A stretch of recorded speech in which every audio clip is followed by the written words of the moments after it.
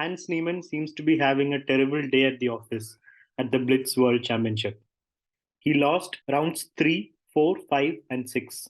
Four straight losses, three against a GM and one against an IM. He had a tilt in the Rapid Championship towards the end of the tournament, and it seems to have spilled onto his Blitz performance as well.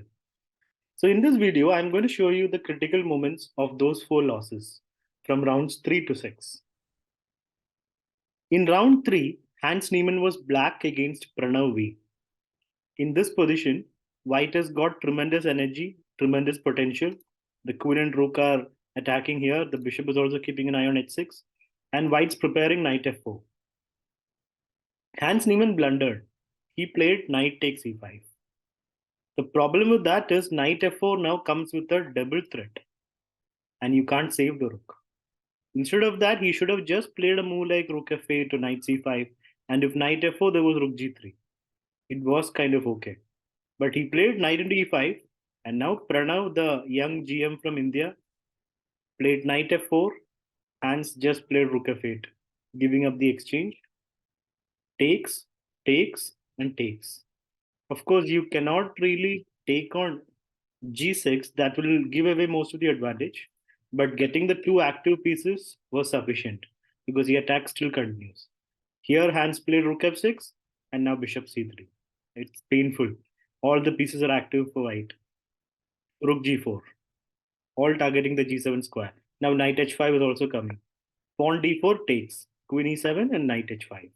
And once this happens, it's all over. Just queen check, rook moves, and rook g7. Here Hans resigned because he's down a queen. Round 4 was the most terrible of all those four losses. Hans Niemann in this position was a pawn up. How do you lose from here?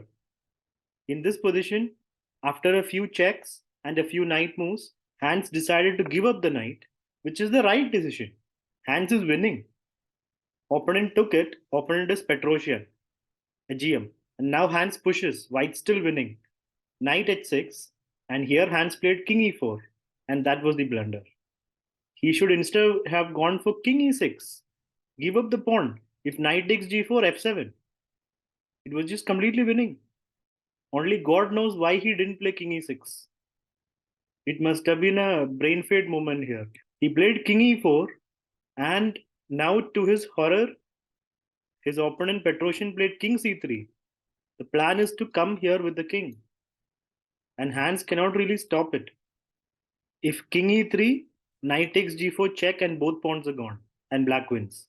So Hans had to play king d5 e5, and now the black king just came running over. The knight is stopping the f pawn. Even with the help of the king, you can't really push because by the time the black king would be here. And that's what happened. King e6, king e4, and Hans lost this game because the pawn's falling and the pawn and game is lost. So a terrible misfortune here for Hans Niemann, who in a good position was pushing for the win. At most, it could have been a draw, but in going for the win, Hans went into a lost pawn end game against a knight as well. And that was round 4. There's no coming back from here, right? Understandably so, because he lost the next two rounds as well, rounds 5 and 6. In round 5, Hans was facing a GM, David Paravia. And again, Hans had a good position. Hans played queen d1 check, king g2. And here he had to find b4. He could not afford to open up his king. So b4 was absolutely necessary. Instead, he went f6 and now white is better because of the king. Black king is not safe. Queen check, king moves, takes. And now king is totally open. So from being one pawn up, it's now completely equal material-wise, but the king is what matters. So here, Hans went for a queen exchange, but then that cost him another pawn. Now it's a pawn up for white. King at a7 and now rook c6. Piling up the pressure. e6 pawn is hanging. Pawn f5 and now e6 pawn hangs. So from a pawn up, now it is 2 pawns down. And we have a nice endgame for white with the passed a pawn. The double pawns don't matter. f4, knight e4. Pawn h6 and now king getting out of the way. Rook g8 and rook c6 getting ready to play rook c7 after knight c5. Bishop d8 covering c7, but then rook takes h6. And bishop d6, knight d6, a very nice move. Even if you take the pawn, there is knight c4, and everything will get exchanged. That would be lost. That was the idea. So now Hans took on f2, but then Paravian played knight check, king moves, and rook h7. It's all over because the pawn is running forward. Rook g6 and pawn a7. Bishop takes and knight takes, and here Hans resigned. So that was a third straight loss in a row for Hans Niemann. His last two losses came from winning positions. The fourth round was even more winning than this one. Now the sixth round. In round six, Hans Niemann was getting destroyed by an IM called Urasayev from Kazakhstan. But here, in this very nice position for black, look at the white king. Black played a mistake. He played rook d8. Can you find out what Hans did? Hans found the way to get back in the game by exchanging of a lot of pieces. And now it's equal with lot less pieces. So it's manageable. The knight comes to a good square. Rook h8. Hans is white here. Rook takes. Hans is even a pawn up. But bishop f4, rook move, there is some pressure, but nothing problematic. The pieces are active. Rook takes, king takes, and bishop h5, piling up the pressure a little bit. Rook comes in, going for the a pawn, bishop e3, and knight b5 check. This is a good position for Hans. The b pawn doesn't matter. The a pawn is falling. So here, opponent played bishop d3, rook a7, king moves, check. Hans was okay with the draw, but opponent goes for the win. He comes in. Here, Hans had a very good move. He had rook e7, exchanging of one more pair of pieces. If rook e7, king f4, there was rook e4, a beautiful move. That would kill all the play for black. If bishop takes, then just bishop takes back. The a pawn is going to promote. That was enough counterplay for the exchange. On a good day, Hans would have found it, probably.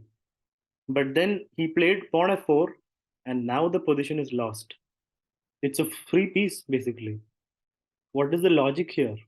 Why did he play pawn f4? He completely missed that he probably thought after king takes, what is the point? I mean, just lost. It's a full piece. Hans probably thought there is no defense. And he played pawn f4, stopping the rook checkmate. He thought there was no defense. It seems a little hard to. The king is stuck in the mating net. Look at these nice bishops standing there as guards. The defense is rook f5. That's one defense. Okay, the winning move is rook e7. If he had time, he could have found it. He had just 6 seconds with delay. Rook e7 was there, the winning move. Rook f5 was another way to get out of this. Because bishop takes, king takes, and things are manageable. Again, you have the counterplay. But instead, he played f4, giving up the piece. Not just that, it's going to be mate anyway. Rook check, king moves. And the king jumps in. And here Hans had no option but to resign. Because the mate is unstoppable. Just no defense. So a weird set of games by Hans Niemann on the first day of Blitz tournament, Blitz World Championship.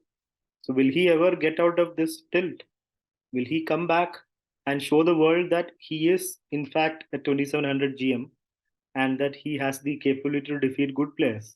Right now, that doesn't seem to be the case.